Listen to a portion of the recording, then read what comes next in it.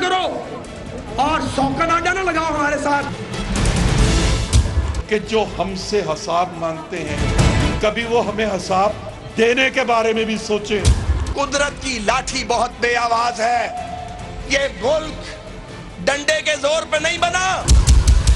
नवाज शरीफ की किताब के सारे सफे पूरे हैं। अगर किसी को वो सफे पढ़ने नहीं आते तो हमारा कसूर नहीं है।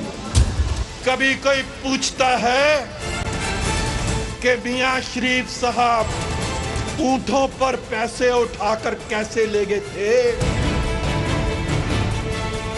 कि इन हथकंडों से हम पीछे नहीं हटेंगे। ये भी कहना है हमारी क़यादत को दागदार करने की साजिश बंद की जाए। जो हमें चबाने की कोशिश करेगा उसके दांत टूट जाएंगे।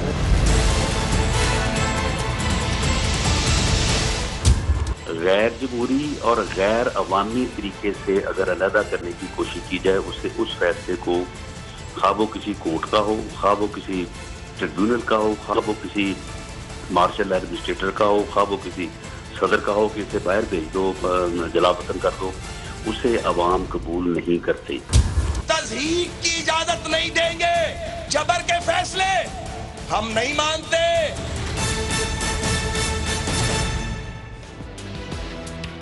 हुकूमती अरकान की जानिब से और वज़रा की जानिब से अब अदलिया को गालिबन धमकियाँ दी जा रही हैं, क्योंकि ये मेरा नहीं है, आम अफराद का ख्याल है कि जितनी बातें आपने सुनी टेलीविज़न स्क्रीन पर, ये एक ख़ास मखसूस तरफ इशारा करके कही जा रही है। इसका मतलब है हुकूमती अरकान जो है वो बेइंतहा परेशान होना शुरू हो गए हैं। दूसरी तरफ हाफिज़ मोहम्मद सईद को 6 महीने के लिए नज़रबंद कर दिया गया।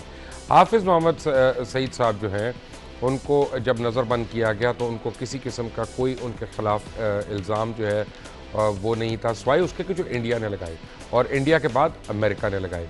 लेकिन ये भी याद रहे कि इसी मुल्क की आला तरीन अदालतें जो हैं उनको बेल भी दे चुकी हैं, बरी ज़मा भी करार दे चुकी हैं कि उनके पर लगाए गए जो इल्ज़ामात थे उनके सबूत नहीं थे। अब बग़ैर सबूत के अगर हाफिज़ सईद साहब को पाबंद सलासल किया जा सकता है या अरेस्ट किया जा सकता है, तो फिर मियाँ नवाज शरीफ कौन से सबूतों का इंतज़ार कर रहे हैं। मेरा नाम मुबश्शिर लुकमान है, आप देख रहे हैं करा सच। आरिफ हमीद भट्टी, इरफान कादर और मुराद सईद मेरे साथ है। भट्टी साहब, एक ही मुल्क में दो किस्म का ट्रीटमेंट क्यों हो रहा है? एक तरफ तो सिर्फ इल्ज़ाम के ऊपर नज़रबंद और दूसरी तरफ वो कही जा रहे हैं कि इतने सबूत हो गए हैं लेकिन अभी सबूत पूरे नहीं है। बिस्मिल्लाहिर्रहमानिर्रहीम। मुबश्शिर साहब, जब आप आवाम की ताकत से नहीं आते और इंटरनेशनल प्लेयर की साजिशों से आते हैं तो फिर आवाम की अहमियत का आपको एहसास नहीं रहता। अभी जो हमारे दोस्त मोहतरम अदलिया को धमका रहे थे ना, उन तकब्बराना गुफ्तगू में एक बड़ी अच्छी बात उनसे निकल गई कि कुदरत की लाठी बेआवाज़ होती है। एक आदमी शरीफ आदमी होता है, उसको बच्चा आके माँ बहन की बड़ी गालियाँ देता है, वो ताकतवर भी होता है, वो उसको 1 रुपया दे देता है। वो आप तो जैसा साहिब इल्म बैठा हो, उसको कहता है यार इसने तो तुझे बुरा भला कहा है तो तूने इसको रुपया इनाम दे दिया। उसने कहा मुझे पता है इसको आदत पड़ी हुई है, किसी दिन और मजबूत आदमी को कहेगा तो वो इनको फेंटी लगाएगा। दरअसल ये कुदरत के शिकंजे में आ गए हैं। पिछले दिनों में एक साहब ने रिटायर होना था, इन्होंने उसकी करैक्टर असैसिनेशन शुरू कर दी। एक ने आना था, उस पर अटैक करने शुरू कर दिए। इनको अंदाज़ा नहीं था कि पहले दिन जब पनामा इशू आया ये इस स्टेज पे आएगा। पहले नहायत अदब एहतराम से एक रिटायर्ड जज साहब, 2 वकील साहब, उन्हें मैनेज करने की हर मुमकिन कोशिश की गई। उनको याद दिलाया गया कि 17 साल पहले हमारे कैसे मरासम थे, वो अब्बा जी आपको कितना प्यार करते थे। मैं उनका नाम नहीं लूँगा क्योंकि आपको पता है आपके दोस्त पैमराल अक्सर हमें याद कर लेते हैं। मुझे तो फ़ौरन बगैर याद के बंद कर देंगे तो हम वो कर लेंगे। दरअसल वो इनके मामला तय नहीं हुए। फिर जिनको इन्होंने अपने एक सेनेटर के ज़रिए ख़राब करने की कोशिश की, उनको मैनेज करने की कोशिश की गई।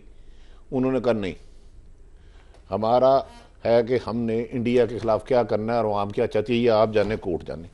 उसके बाद जब ये हर तरफ से मायूसी हो गई तो आज ये उसको धमकियाँ दे रहे हैं। क्या यूसुफ रज़ा गिलानी को फरिश्तों ने किया था? वो भी अवामी नुमाइंदे थे और भाई उन पर तो डायरेक्ट एलिगेशन ही कुछ नहीं था। उन्होंने तो लेटर लिखना था उसके बारे में, सदर जरदारी साहब के बारे में। आपने उनको बुलवाया, उस वक्त आप कोर्ट कह के कहते थे नजाइंदे अखलाकी तौर पे। आपके पास तो अखलाकियत आपके करीब से नहीं गुजरी, अब तो आपको छोड़ देना चाहिए। आपको तो पकड़वाया आपके गुफ्तगू ने। बेटी कुछ कहती है, बेटे कुछ कहते हैं, वालिद कुछ कहता है, दादा मरहूम कुछ कहते थे। सुना है शक्लें नहीं मिलती, इनकी तो राय भी नहीं मिलती, इनका तो माजी भी नहीं मिलता, इनका तो हाल भी नहीं मिलता। अब देखे ना, अब जैसे जैसे पनामा वो इशू आ रहा है, हमारी कोई मोहतरमा है वो सुना 15 दिन के लिए लंदन चले गए हैं। ये अच्छा, लंदन जाने का खर्चा कौन दे रहा? नहीं, ऊंट पे गए हैं। देखिए ऊंट पे दो फायदे होते हैं, एक तो उस पर पेट्रोल नहीं लगता, उसका लाइसेंस नहीं होता, उसकी रजिस्ट्रेशन नहीं होती, और सीसीटीवी फुटेज भी नहीं बनती। इसीलिए ना इन्होंने अपने पैसे भी ऊंटों के जरिए भेजे हैं। हम लोग वैसे टीवी पे बहस करते रहते हैं, उसकी एक स्ट्रेटेजी थी, उस पर कस्टम नहीं लगता। इरफान साहब, केस में जो इतना तातुल हो गया, इतना गैप पड़ गया ऑनरेबल जस्टिस अजमत सईद की अदालत की वजह से, और अल्लाह ताला उनको शिफा दे, तो इसका फ़ायदा अगर आप वकील के हैसियत से बताएं तो नॉर्मली मुद्दई को होता है या दूसरी साइड पे होता है? इस केस की जितनी डिले हो रही है, वो जुडिशरी की जो लेजिटिमेसी है वो नेचुरली वो फिर इन क्वेश्चन आती है।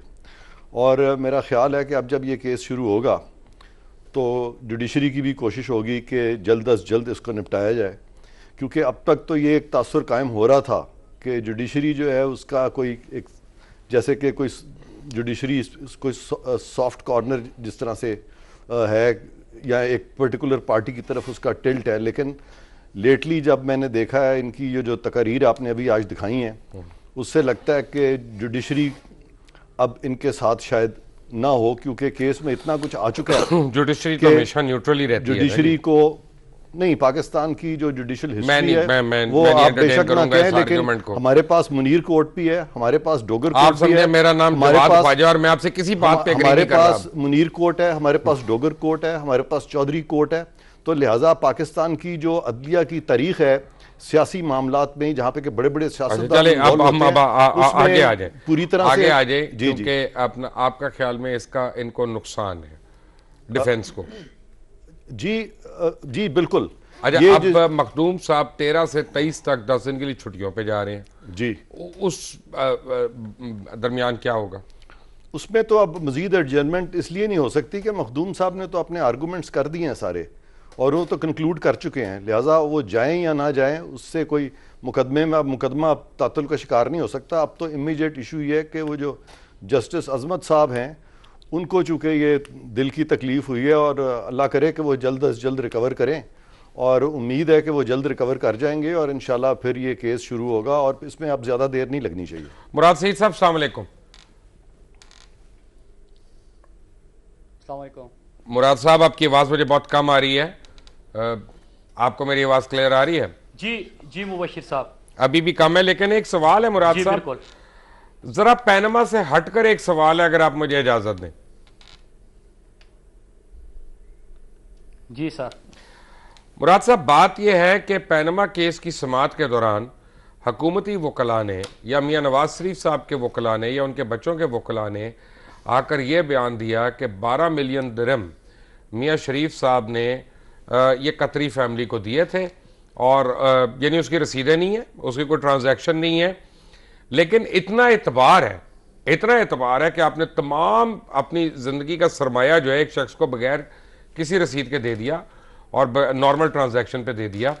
अब उसने आपके लिए जाके इन्वेस्टमेंट्स की, चंद सालों के बाद वो इन्वेस्टमेंट्स बहुत ज़्यादा हो गई, और उनके एवज उन्होंने आपको अपार्टमेंट्स भी दे दिए, फ्लैट्स भी दे दिए जो करोड़ा डॉलर बल्कि करोड़ा पाउंड्स के हैं। अच्छा, और आप बता रहे हैं कि आपके कितने रवाबित हैं, तो ये तो आप खुद मान रहे हैं।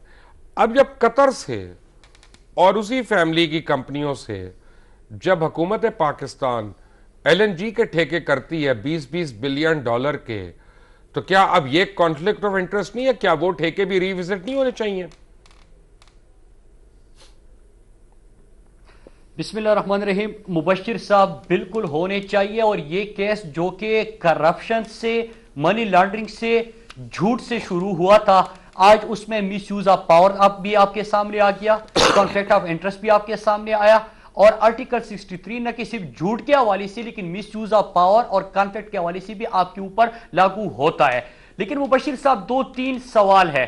नंबर 1 ये कि आपने अभी वज़ुरा के जो बयानात सुने, एक ऐसी जुमात की तरफ से आला अदलिया को धमकियां मिलना जो कि माजी में सुप्रीम कोर्ट पे हमलावर हो चुका हो, तो मेरे ख्याल से बड़ी तशवीश की बात भी है। और आला अदलिया जो है, मुझे यकीन है कि इसका नोटिस भी लेगा, क्योंकि बयानात बहुत ज्यादा आ गए। किसी ने कहा कि हम लोहे के चन्ने हैं, आसानी से चबाए नहीं जा सकते। राना सनाउल्लाह के बयान, रोजाना सुप्रीम कोर्ट के अहाते में खड़े होके सुप्रीम कोर्ट से ब्लैक एंड व्हाइट में फैसला चाहिए, ग्रे नहीं चाहिए, मतलब इस अंदाज से चाहिए। तो ये बहुत सारे सवाल है। एक तो अदलिया से भी पूरे 20 करोड़ अवाम जो है इस वक्त सुप्रीम कोर्ट के ऊपर देख रही है, और सुप्रीम कोर्ट का इम्तिहान भी है। वो क्यों कि पाकिस्तान में अब इन्होंने साबित करना है कि ताकतवर शख्स का, हुक्मरान का भी एहतिसाब हो सकता है कि नहीं। तो गिलानी का पहले हुआ है ना, देखा कि एक शहरी जो कि जेल में था, और वजीर आजम गिलानी का हुआ था ना, उनका हुआ है, लेकिन शरीफ फैमिली जो है ये हमेशा एहतिसाब, शरीफ फैमिली हमेशा मुआहिदा करके या तो भाग जाती है या कोई एनआरओ कर जाती है, या फिर बाद में मुकर जाते हैं। झूठ बोलना भी इनको आता है, और बाकी दुनिया की ममालिक जिस तरह के सफीर और पता नहीं कौन कौन इनको बचाने की, शहजादे और ये लोग इनको बचाने के लिए आते, तो इनकी तारीफ ये रही है। आपको याद होगा कि हेलीकॉप्टर केस जो हुआ था उसमें भी कतरी शहजादा आ गया था। तो ये तो कॉन्फ्लिक्ट ऑफ इंटरेस्ट जो है वो साबित हो गया, मिस यूज ऑफ पावर ये तो साबित हो गया। लेकिन चंद और चीजें साबित हो गई है। एक के पिछले महीने एक शख्स की रिहाई का हुक्म आता है, लेकिन बाद में पता चलता है कि वो तो उसको तो फांसी लगे 4 साल हो गए।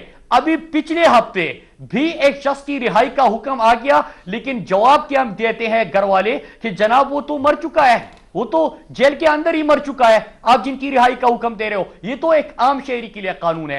अब हुक्मरान तबका जो कि इनके करप्शन की चीजें सामने आ गई है, जो इसाक डार के एफिडेविट है, जो कि 90s में 2000 में उसने एफिडेविट दिया था, कन्फेशनल स्टेटमेंट था, तो उसमें ये सारी तफसीलात मौजूद है। तो क्या इनके ऊपर इतना तशद्दुद हुआ था, इतना तशद्दुद हुआ था कि उसको मुस्तकबिल भी नजर आना शुरू हो गया था, कि उसको मुस्तकबिल नजर आ रहा था कि उसमें मियां साहब के इतने अपार्टमेंट्स होंगे, इतने फ्लैट्स होंगे, पार्क लेन की जायदादें होगी। और एफआईए की जो रिपोर्ट थी वो कभी इन्वेस्टिगेट हुई।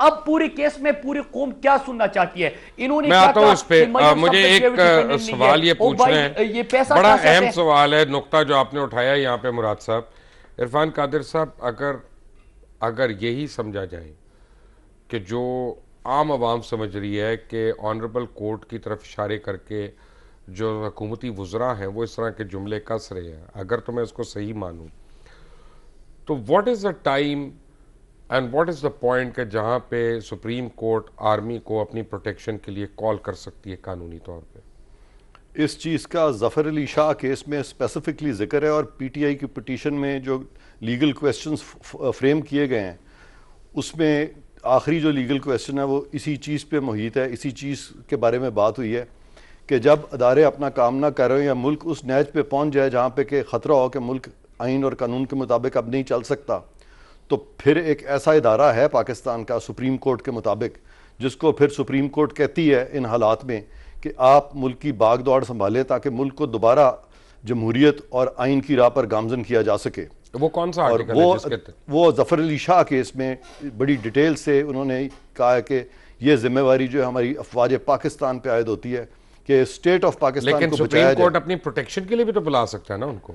नहीं, सुप्रीम कोर्ट उस तरह से अपनी प्रोटेक्शन के लिए एक दफ़ा पहले बुलाया था। नहीं, वो जनरल जहांगीर करामत को तब बुलाया गया था चीफ जस्टिस ने, जब storming of the supreme court हुई थी, लेकिन आर्मी जो थी, फौज इसके बीच में नहीं आई थी। और इस तरह की कोई मिसाल नहीं है कि जहाँ सुप्रीम कोर्ट डायरेक्टली इस तरह से बुला ले। लेकिन ये है कि इन हालात में सुप्रीम कोर्ट ने खुद कहा है कि अफवाज पाकिस्तान पे ये लाजिम है कि स्टेट ऑफ पाकिस्तान को उस वक्त एक अनारकी की सूरत हाल से बचाया जाए। और अगर ये वो सूरत हाल आ रही है इस वक्त, तो नेचुरली सुप्रीम कोर्ट उस तरफ अगर जाता है तो वो एन सुप्रीम कोर्ट के अपने फैसले के मुताबिक होगा ज़फ़र अली शाह केस में जो उन्होंने होल्ड किया। बड़ी साहब, वेरी क्विक, मैं ब्रेक लेने से पहले ऐसे पूछ रहा हूँ कि एफिडेविट आ गया डार साहब का, अब उसमें वो कहते हैं कि जी मुझसे ज़बरदस्ती लिया गया, फाइन ज़बरदस्ती लिया गया, लेकिन उसमें जो तफसीलात है, अकाउंट नंबर्स हैं, चेक्स हैं, अमाउंट्स है, वो तो सारी ट्रेल है और वो तो एविडेंस आ गया। और कौन सा एविडेंस चाहिए? सर सब गुजारिश है, वो इसाक डार साहब का जो एफिडेविट है ना, वही असल मनी ट्रेल है। वो कोई ख्याली कहानी नहीं बयान की गई, वो हकायक पर मुबनी है जिसे चेक कर लिया गया हुआ। बेनामी काजी फैमिली के अकाउंट, जो बंदा पैसे बेचते था, वो उन्होंने ट्रेल बनाई है। एक होता है कि खौफ में आप ऐसी बेसलेस बात करते हैं। मैं इरफान साहब से गुजारिश करना चाह रहा हूँ कि ये कह रहे हैं कभी ऐसा नहीं हुआ। नहायत काबिल एहतराम मोअज़्ज़ज़ जज साहब ने गालिबन आसिफ खोसा साहब ने फरमाया था कि हमने पैसों का या सफ़े नहीं पड़ेंगे, तो हमें एक मिनिस्टर ने सख्त डांटा। जहाँ ये सूरत हाल हो और माजी में एक जमात हमला भी कर चुकी हो, तो यार उनकी मेरा ख्याल है अगर फौज सुप्रीम कोर्ट को सिक्योरिटी या रेंजर दे दी जाए तो उसमें कोई नुकसान भी तो नहीं है ना। भट्टी साहब सच बोल रहे हैं गलत बोल रहे हैं? जरा देखें, हमारे पास कुछ फुटेज है इस तरह की कि हमलावर हुए सुप्रीम कोर्ट, ओहो सपोर्ट में हमलावर हो रहे हैं। अच्छा, ये वैसे ये हो सकता है इनको गेट पास लेने के लिए खड़े हो सारे वहां पे अंदर जाने के लिए? नहीं, अच्छा दोबारे शवारे भी टाप रहे हैं, गेट ओहो कूद के जा रहे हैं गेट्स वगैरह। ये तो मेरा ख्याल है पास नहीं लेंगे ये लोग जो जा रहे हैं, और कोर्ट के अंदर तक पहुंच गए हैं। भट्टी साहब ये क्या हो रहा है? नहीं देखिए, जो गालिबन 245 के तहत जब धरना था तो फौज को ही बुलाया गया था ना।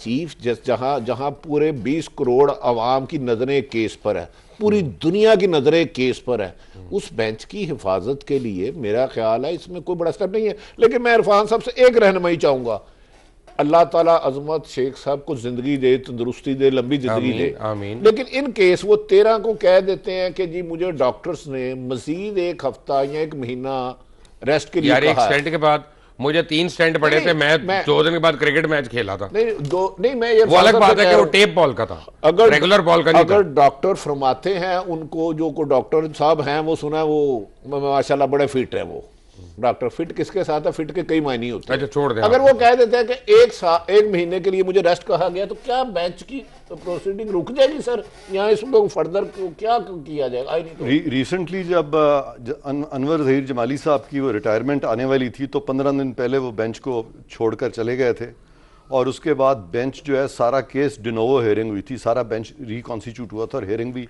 जब जमाली साहब को पता था कि वो रिटायर होने वाले, तो जी। फिर वो उन्होंने क्यों पहले अपने आप को रिक्लूज नहीं किया था? ये तो आप उनसे पूछें, मेरा ख्याल है सारी कौम उनसे पूछ रही है कि उन्होंने क्यों किया था। और उस पर भी नेचुरली जैसे मैंने कहा कि फिर सवाल उठते हैं, और जज साहिबान को इस तरह की चीज़ों से इज्तनाब करना चाहिए ताकि आरिफ हमीद भट्टी मेरे साथ हैं, इरफान कादिर मेरे साथ, सईद मेरे साथ हैं। पैनामा केस, एक ब्रेक के बाद टेक अवे।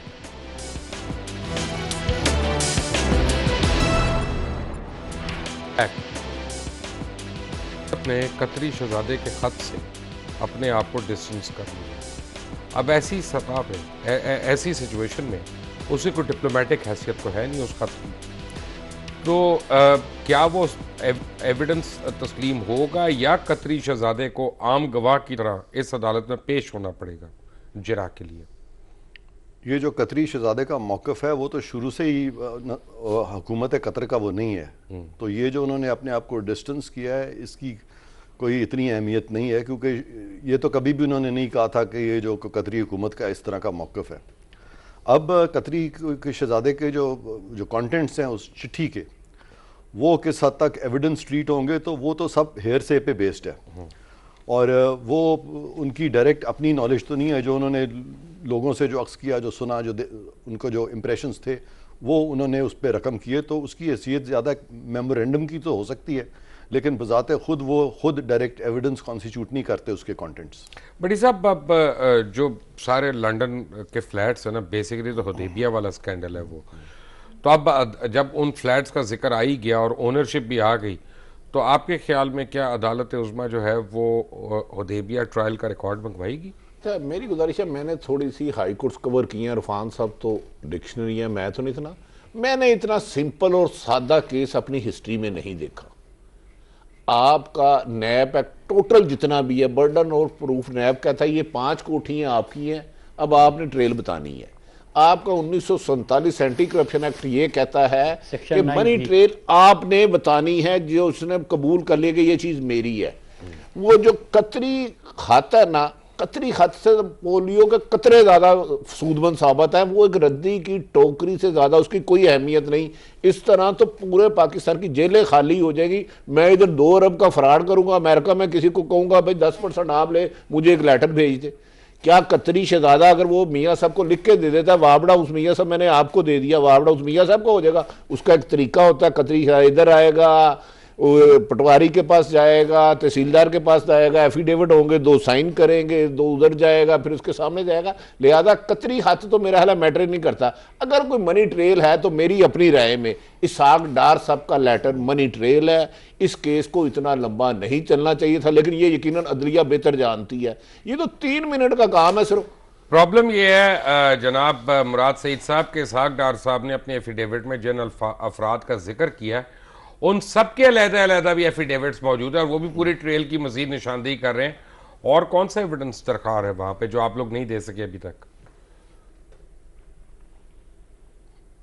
देखिए मुबशिर साहब, पाकिस्तान के 20 करोड़ अवाम के सामने तो इस केस का फैसला आ चुका है। सबके सामने है कि प्राइम मिनिस्टर ने कितना झूठ बोला, इनके पास कोई ट्रायल नहीं है। और इसहाक डार साहब की जब एफिडेविट की आप बात करते हैं तो क्या वो कभी इन्वेस्टिगेट हुआ? नहीं हुआ, आपने उसको इन्वेस्टिगेट ही नहीं किया। फिर उसके बाद जो काजी फैमिली के खतूत वो किसने नहीं देखे, वो किसके सामने नहीं आ चुके? FIA की रिपोर्ट जिसमें 1275 अरब का जिक्र है, उसका क्या बना? उसका भी कुछ नहीं हो सका। लेकिन इस केस की जब समाअत हुई तो उससे 2-3 चीजें तो कम से कम आज पूरी कौम के सामने आ चुकी है। नंबर 1, पार्लियामेंट के अंदर जो हमारे प्राइम मिनिस्टर साहब ने कहा था कि ये है वो जराए, तो जनाब ये जराए कौन से थे? दुबई में स्टील मिल बेच के जद्दा के रास्ते लंदन में ये फ्लैट्स खरीदे। जब आप सुप्रीम कोर्ट आते हो तो आप कहते हो कि कतरी शहजादा आ जाता है, फिर उसके बाद आप इस्तिस्ना मांगते हो। इस्तिस्ना मतलब इकबाल जुर्म कि आपने पार्लियामेंट में झूठ बोला, तो 63 तो वो भी कहता है कि झूठ के ऊपर भी अपना अहल। फिर उसके बाद ये 63 लागू कौन करेगा? सामने आई है कि बेटा बाप को बेचता है। देखिए सुप्रीम कोर्ट ये आज मेरे पास अखबार की एक सुर्खी मेरे सामने है कि देखिए नहीं साबित तो सारी चीजें हो चुकी है। उन्होंने तो नैब के सेक्शन 9B के तहत जिसने तस्लीम कर लिया कि ये जायदादें मेरी है या ये चीज मेरी है, तो फिर उसने साबित करना है ट्रेल। अब 2 ट्रेल्स आ चुकी है सामने। एक है इसहाक डार के एफिडेविट जो कि जेन्युइन ट्रेल है, उसमें तमाम तफसीलात मौजूद है, उसको एक ये सबूत है। दूसरी तरफ कतरी 1 है, फिर कतरी 1 में जब I understand, I have been told, उसका कोई सर न पैर कुछ नहीं था, तो फिर दूसरा कतरी आ जाता है। और फिर दूसरे कतरी के बाद कतरी सफीर का आना। तो मेरे ख्याल से अब पूरे कौम के सामने तो ये केस बिल्कुल खुल के आ चुका है कि करप्शन हुई है, मनी लॉन्ड्रिंग हुई है, कोई सबूत नहीं है। अदालत में खड़े हो कि जब इनके वकला 3-4 घंटे सिर्फ ये बयानात दे, दुनिया की मिसालें देखी कि प्राइम मिनिस्टर को इस्तिस्ना हासिल है, फिर 2-3 घंटे के आर्गुमेंट्स ये हो कि 184(3) के थ्रू आप ये नहीं कर सकते, ये आपका मैंडेट नहीं है। और फिर उसमें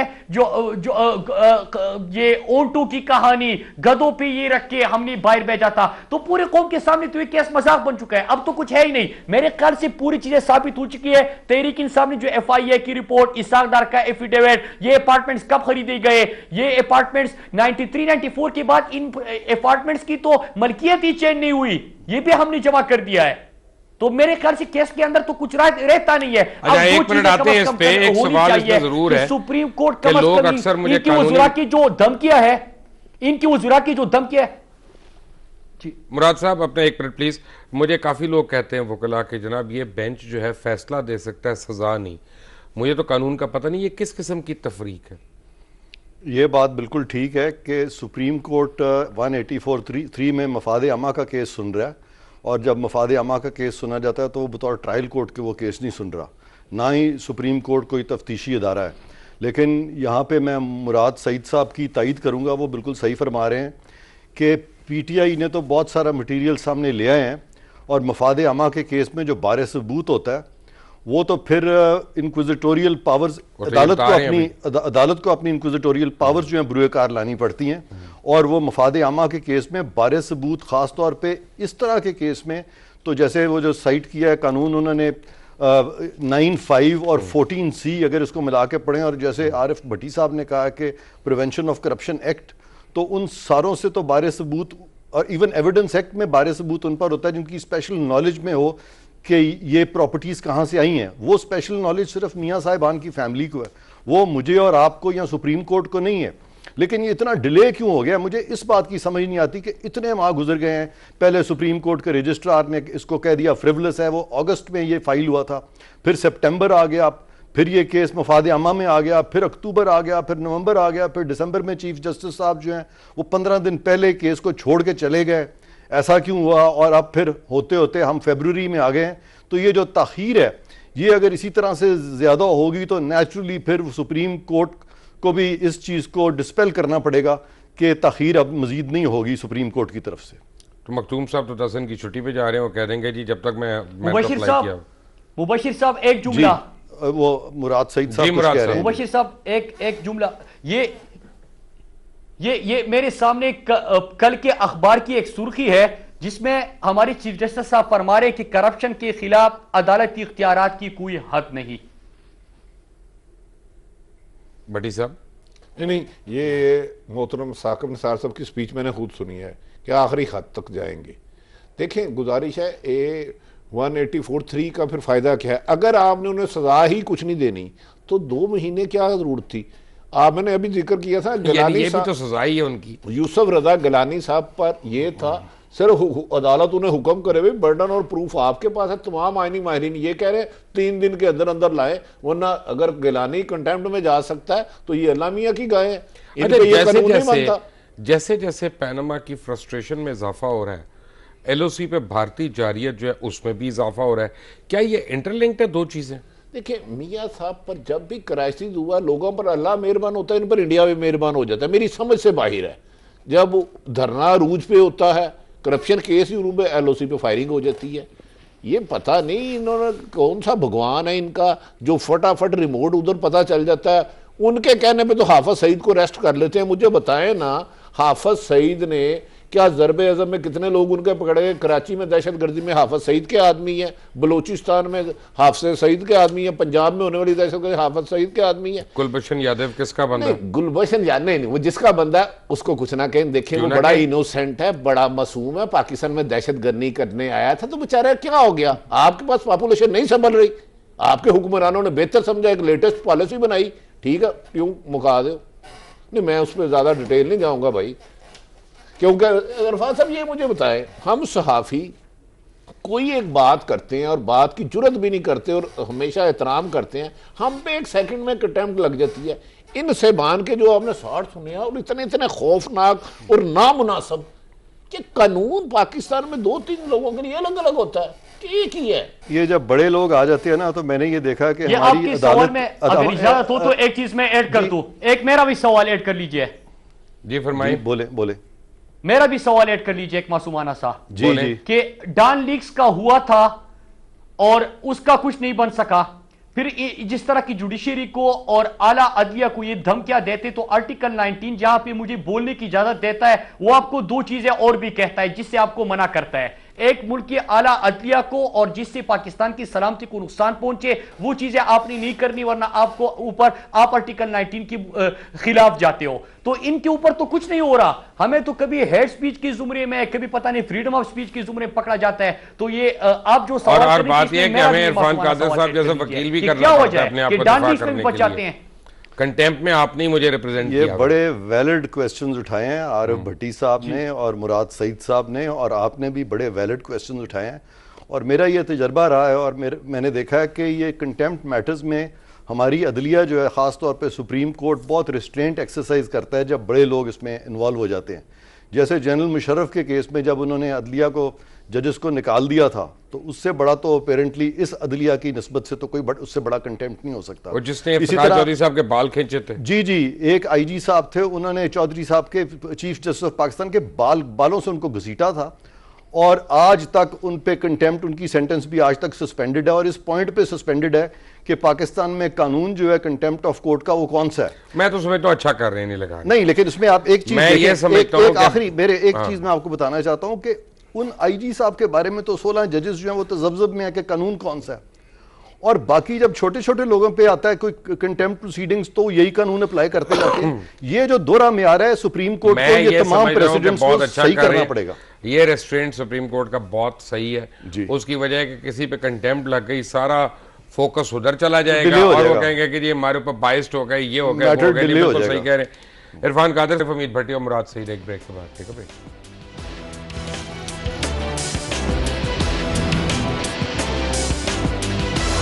बहुत ही अहम सवाल करना है इरफान कादिर साहब से, और ये हमारी आने वाली नस्लों के लिए इसका जवाब जो है वो इंतहाई अहम होगा। इरफान साहब ज़रा गौर से सुनिएगा। मैंने तमाम यानी एक ऑनेस्टी के तकाज़ों के तहत मैंने ये मिड ब्रेक में इरफान साहब को सवाल नहीं बताया, भट्टी साहब को भी नहीं पता, मुराद सईद साहब को भी नहीं पता। इंतहाई अहम सवाल है।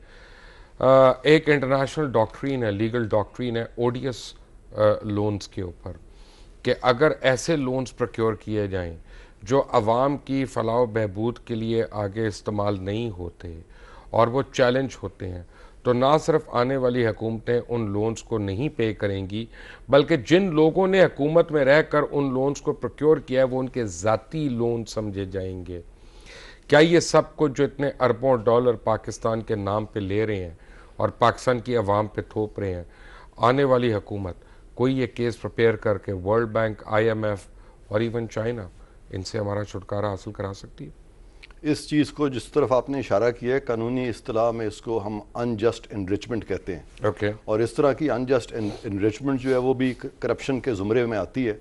और करप्शन के बारे में इस वक्त हमारा जो अक़वाम मुत्तहिदा है और बहुत सारे दूसरे इदारे जो बने हुए हैं करप्शन को चेक करने के लिए, इस वक्त पॉलिसी जो है वो ज़ीरो टॉलरेंस पॉलिसी, और उन्होंने कहा कि we will zero in on corruption.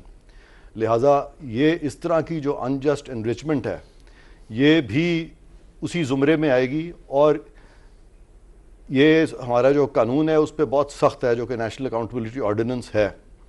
लिहाजा ये तमाम चीज़ें जो हैं ये सुप्रीम कोर्ट अपनी जो भी पावर्स उसके पास हैं उनका बुरुए कार ला के इस पैसे की वापसी का तकाजा भी सुप्रीम कोर्ट कर सकती है।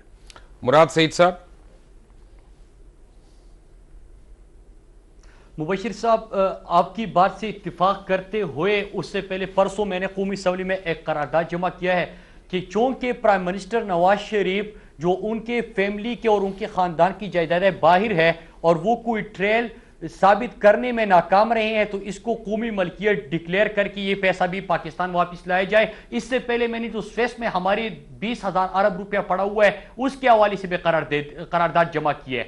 हम तो इसके हवाले से कोशिश कर रहे हैं, लेकिन मुबशिर साहब आप ये देखिए कि इस वक्त पाकिस्तान से बाहर हमारा 45,000 अरब रुपया पड़ा हुआ है। अभी आप स्कूलों की हालत देखें, यहाँ पे 11 करोड़ अवाम जो है वो गुर्बत की लकीर से नीचे जिंदगी गुजार रहे हैं। यहाँ पे लोगों को साफ पीने का पानी नहीं है। यहाँ पे अस्पतालों में फर्शों पे खवातीन ठंडे फर्श पे पड़े मर जाती है, लेकिन उनके लिए बिस्तर नहीं है। तो ये पैसा अगर पाकिस्तान आएगा तो हमारी हालत तभी बदलेगी। जितने कर्जे ये ले रहे अवाम के ऊपर तो नहीं लगा रहे, ये तो अपने पानामा लीग्स और बहामास लीग्स और पता नहीं किसी और लीग से आहिस्ता आहिस्ता करके हमारे सामने इंकिशाफात आते रहेंगे और हमें पता चलेगा कि हमारे हुक्मरानों ने जो पाकिस्तान के नाम पे कर्जा लिया था वो बाय अपनी जायदादें इससे बनाई है। तो इस तरह अब एक चीज आखिर में मैं कहूंगा मुबशिर साहब कि मुझे लग रहा है कि ये अल्लाह की तरफ से है कि अब जो शराफत का लुबादा ओढ़ा था उसका हकीकी चेहरा कम से कम 20 करोड़ अवाम के सामने आ गया। भट्टी साहब, एक बड़ा अहम, क्योंकि मीडिया में रिपोर्ट हो रहा है, खासतौर सोशल मीडिया में भी मैंने देखा है कि काशिफ काजी साहब जो हैं वो सुप्रीम कोर्ट में आके बयान देना चाह रहे हैं, हल्फिया बयान देना चाह रहे हैं और एविडेंस देना चाह रहे हैं इन फ्लैटों के सिलसिले में। क्या कोई उम्मीद है आने वाले दिनों में? आपकी इतलात क्या कहती हैं कि सुप्रीम कोर्ट बुलाएगी उनको? मुबशर साहब, गुजारिश है, पनामा केस पानी की तरह सामने पड़ा हुआ, सिर्फ इसको पीना है। पनामा केस में ये हुक्मरान अपने ही दिए हुए बयानात से, अपने ही कोलोफेल के तादाद से इसमें साबित कर चुके हैं अपने बारे में जो कुछ है। अगर इसमें डिले होता है और खुदा ना खास्ता ये देखिए अदालतों ने ही फैसला करना, कमीशन बनता है, तो याद रख लें ये पाकिस्तान की तकदीर का फैसला है जो 70 साल से करप्शन का गंद चंद खानदानों ने बोया हुआ है। तना और दरख्त है, यहाँ उस दरख्त की जड़ें आज काटनी है, यहाँ इसको पाकिस्तान को करप्शन में डबोना है। ये फैसला तरीके इंसाफ या नवाज शरीफ के नहीं है, ये पाकिस्तान को लूटने वाले मुख्तलिफ नामों से जगीरदारों के खिलाफ है जो पाकिस्तान से खून पसीने की कमाई लूट के बाहर ले जाते हैं। कोई कहता पोते की है, कोई दादे की है। हमें तो हमारा दोस्त कोई गोल्ड लीफ का सिगरेट नहीं देता, इन्हें इनके बच्चे 54 करोड़ के तोहफे दे देते। इरफान कादिर साहब आपका, भट्टी साहब आपका? नहीं, 75 लाख की गाड़ी जो है 5 साल बाद 2.5 करोड़ में बिक जाती है। अजीब हालत है। पता और नहीं लोगों कि की मुर्गी जमीन अंडे बेची नहीं है, वो देती, सोना इनकी उगल- गाड़ियां पे गाड़ियां देती हैं। मुझे लगता है उस गाड़ी ने 3 गाड़ियां जन्म दे दी थी, इसलिए 3 गुना कीमत हो प्रॉब्लम गई। यह है कि मैं आप लोगों को एक खबर दूं कि कराची से साहिवाल जाने वाली ट्रेन की बोगी से 22 टन कोयला गायब हो गया। कराची से साहिवाल जाने वाली ट्रेन की 22 टन कोयला गायब हो गया और रेलवे की इब्तदाई तहकीकाती रिपोर्ट के मुताबिक वो कोयला हवा में उड़ गया है और उसका पता नहीं चला। ये साद रफीक साहब कोई सच्ची रिपोर्ट नहीं दे सकते? ये हुदैबिया का केस भी इसी तरह हवा में उड़ गया है और मुझे खुशी है कि सुप्रीम कोर्ट ने इस चीज़ का अब नोटिस लिया है, क्योंकि एक केस जो 8-10 साल तक पड़ा रहा वहाँ पे अकाउंटेबिलिटी कोर्ट में, वो इस तरह से दुनिया की किसी मुल्क में नहीं होता कि वो केस गायब हो जाए इस तरह से, जिस तरह से हाई कोर्ट ने ये फैसला कर दिया। और नहीं, इसमें- इरफान साहब माजरत के साथ, आपकी जी। मौजूदा जो हुक्मरान है इनके खिलाफ तो आज तक कभी सजा हुई नहीं, चाहे मनी लॉन्ड्रिंग हो, चाहे तमाम केस इनके हक में हुए हैं। अब तक तमाम केस इनके हक में हुए देखे हैं। कौन सा केस इनके खिलाफ आया है? सब इनके हक में हुए हैं। ये तो इस किस्म के लाडले बच्चे हैं कि जो गिलास भी तोड़ दे तो खुशी होते हैं, दूसरे को थप्पड़ भी मार दे तो कहते हैं कोई बात नहीं, मेरे बच्चे को वैसे जरा वो कहते हैं प्रैक्टिस ना, करनी घर है। में अगर ग्लास टूटे और आवाज ना आए किसी की तो इसका मतलब है कि बेगम से टूटा है और कसूर भी ग्लास का ही था कि वह टूट गया। ये तो मनी ट्रेल दे के भी कहते हैं हम इमाम मस्जिद खुदा का खौफ लेकिन करो भाई। लग रहा है कि इस वक्त जो भट्टी अदलिया हमारी साहब- है मौजूदा, उसकी ये कोशिश होगी कि इस तरह का जो इंप्रेशन है इसको जायल किया जाए, इसको खत्म किया जाए। अदलिया आपकी बड़ी और अच्छी है। इसी वजह से मुझे पहली दफा वो नजर आया कि जिस तरह बहुत सारे इनका- वज़रा ने जो तकारीर की हैं सख्त जज साहबान के बारे जी। में, उससे जी, लगता मुराद है कि साहब। जज साहबान इंशाल्लाह गैर जानिबदारी के इंशाल्लाह। सामने रखते हुए फैसला इनका देंगे। देखिए, एक या तो रिकॉर्ड जल जाता है, आपके सामने क्या आया, अगर फैसला इनके खिलाफ आ जाता है तो इनको सजाएं नहीं मिली, या तो रिकॉर्ड जलता है। और सुप्रीम कोर्ट में परसों इन्होंने क्या कहा, इन्होंने कहा कि वो रिकॉर्ड तो आर्मी लेके गई, मतलब कभी आर्मी लेके जाती है कभी रिकॉर्ड जला देते हैं। आप नंदीपुर का देख लीजिए, बाकी इस तरह एलडीए के बहुत सारे मामला हमारे सामने हैं कि इनका जब आप एहतिसाब करते हैं मुराद तो साहब, रिकॉर्ड जल जाता है। रिकॉर्ड जलना या और आर्मी इशू है, लेके कुछ गई, ऐसे या गलत इनके फैसले खिलाफ खुदा ना फैसला खास्ता वाजिब मुल्क फैसला जला नहीं दिया था। करते हैं। हमें बड़े फैसलों पर, जैसे मंसूर साहब ने कहा, उम्मीद रखनी चाहिए कि अल्लाह ताला इस पाकिस्तान के लिए बेहतर करे और अदलिया मेरिट पे फैसला करे, जो वो बेहतर समझिए करे, ताकि हमें इस गलाजत से जान छूट सके। राइट, इंशाल्लाह। आप तीनों आजाद का बहुत बहुत शुक्रिया और बिल्कुल इसी दुआ के साथ कि अल्लाह ताला आने वाला हर रोज पाकिस्तान और पाकिस्तानियों के लिए खूब से बेहतर कर दे। अल्लाह हाफ़िज़।